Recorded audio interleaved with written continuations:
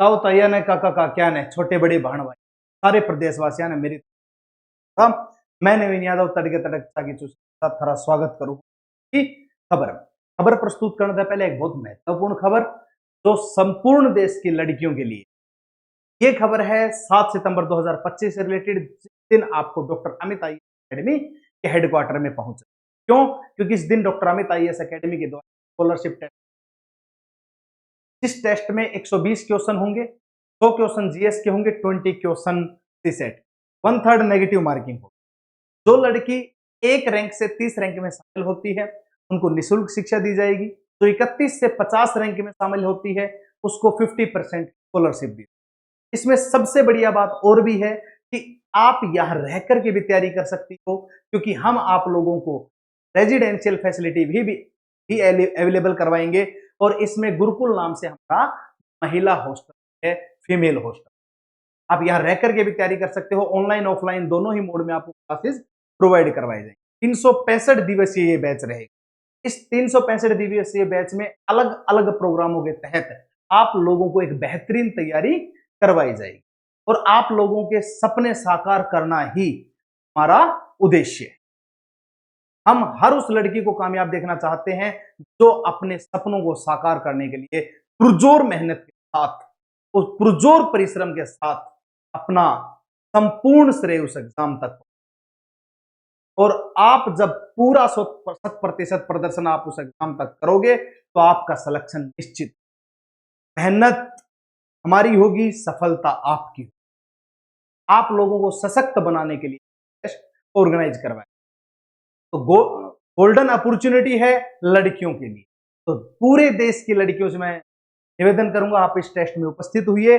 और आपको बता देता हूं इस टेस्ट में उपस्थित होने के लिए एक छोटा सा रजिस्ट्रेशन करना होगा।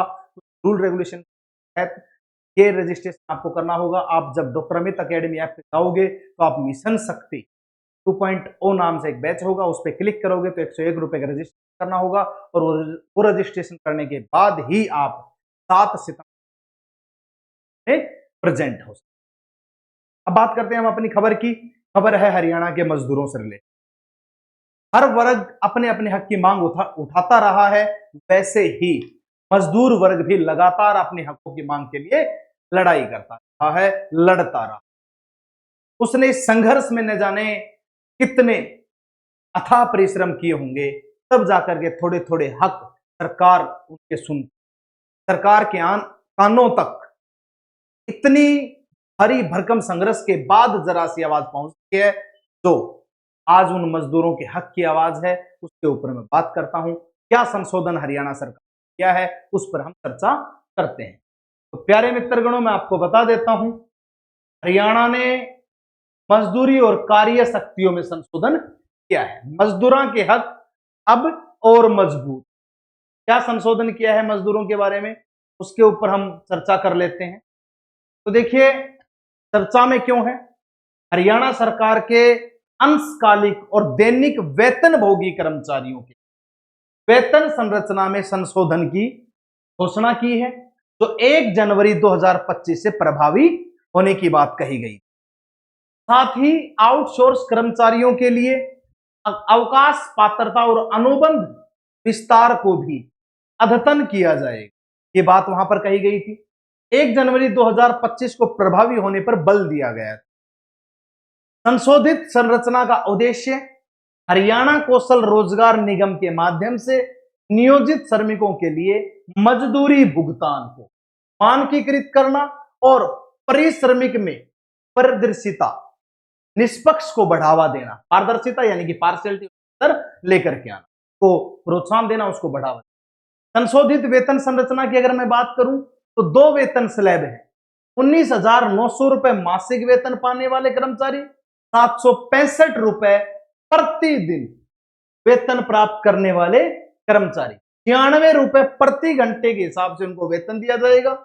इस स्लैब के अंतर्गत यदि कोई अंशकालिक कर्मचारी पूरे महीने प्रतिदिन 1 घंटा कार्य करता है तो उसे 2,487 रुपए प्राप्त होंगे अकॉर्डिंग टू 96 रुपए प्रति घंटा के हिसाब।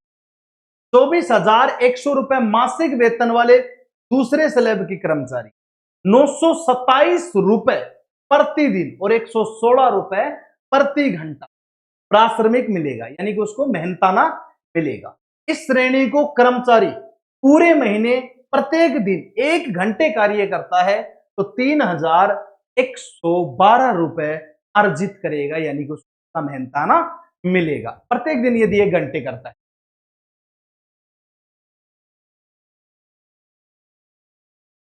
हरियाणा सिविल सेवा अवकाश नियम 2016 में परिवर्तन किया गया। ग्रुप सी और ग्रुप डी के नियमित सरकारी कर्मचारी यदि उन्हें अधिसूचित सार्वजनिक अवकाश पर कार्य करना पड़े तो वे अब प्रतिपूरक अवकाश के हकदार होंगे। ओवरटाइम भी उनको दिया जाएगा। यह प्रतिपूरक अवकाश कार्य किए गए अवकाश के 1 माह के भीतर उपयोग किया जाना चाहिए, यानी कि उसके 1 महीने के अंदर अंदर उपयोग कर लेना चाहिए, तभी यह मिलेगा। रोजगार अनुबंध का विस्तार सरकार के द्वारा किया गया है। क्या है रोजगार अनुबंध? तो आउटसोर्सिंग नीति पार्ट 2 के तहत नियुक्त श्रमिकों का कार्यकाल 31 जुलाई 2025 तक बढ़ा दिया गया है। यह विस्तार विभिन्न सरकारी विभागों, बोर्डों, निगमों में कार्यरत आउटसोर्स कर्मचारियों पर लागू हो। ये आउटसोर्स कर्मचारी HKRN वाले हैं। HKRN हरियाणा कौशल रोजगार निगम के तहत है। हरियाणा कौशल रोजगार निगम की हम बात करें तो स्थापना का उद्देश्य था इसका 13 अक्टूबर 2021 को इसकी स्थापना हुई थी। कंपनी अधिनियम 2013 के तहत की गई थी। HKRN हरियाणा में संविदा भर्ती के लिए आधिकारिक पोर्टल है जिसका उद्देश्य है पारदर्शिता, निष्पक्षता और दक्षता सुनिश्चित करना। संचालन निकाय इसका क्या रहेगा? तो हरियाणा कौशल विकास और प्रौद्योगिकी या औद्योगिकी प्रशिक्षण विभाग द्वारा प्रबंधित कार्य क्या रहेगा इसका? विभिन्न सरकारी विभागों, बोर्डों, निगमों, संवैधानिक निकायों तथा विश्वविद्यालयों के लिए ग्रुप बी, सी और डी कर्मचारियों की भर्ती को केंद्रीकृत करना तथा अनियमितताओं पर अंकुश लगाने हेतु पहले की विभाग विशिष्ट भर्ती व्यवस्था को प्रतिस्थापित करना, यानी कि जहां जहां रिक्वायरमेंट होगी, जहां जहां वैकेंसी होगी, उसी के तहत इन कर्मचारियों को भर्ती किया जाएगा। इसमें रजिस्ट्रेशन करना पड़ता है HKRN के तहत और सरकार जहां रिक्वायरमेंट होती है भर्तियों को नौकरी दे देती है। और शायद अभी कुछ दिन पहले खबर आई थी कि इनको परमानेंट भी कर दिया गया। प्रकार की खबरें भी आती रहती हैं, इस प्रकार की चीजें भी आती रहती हैं, करते रहते हैं।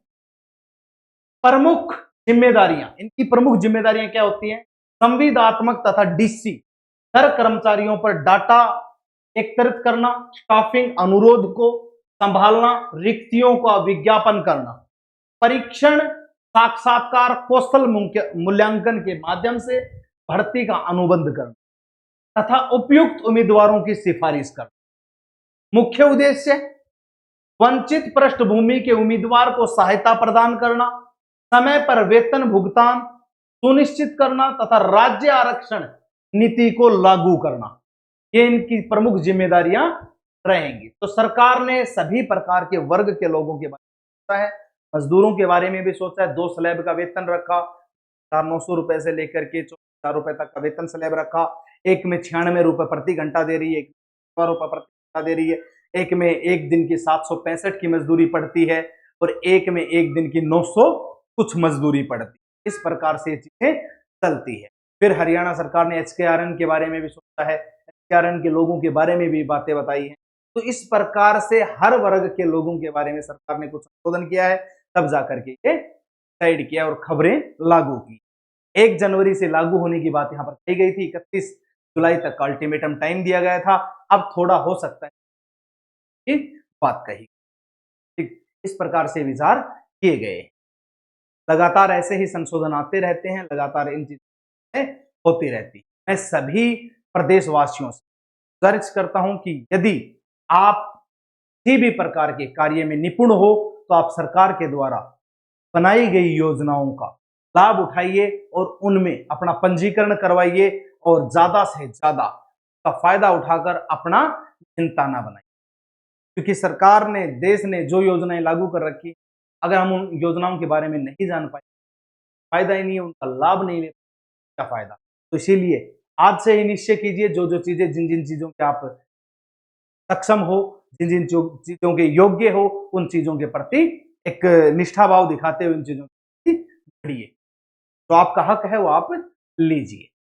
लगातार इसी प्रकार की प्रदेश से जुड़ी हुई खबरें, देश से जुड़ी हुई खबरें जानने के लिए आप हमारे चैनल को सब्सक्राइब कीजिए और लगातार हमारे साथ जुड़े रहिए। इसी के साथ मैं नवीन यादव आज की खबर चाहता हूं। जय हिंद, जय भारत, थैंक यू।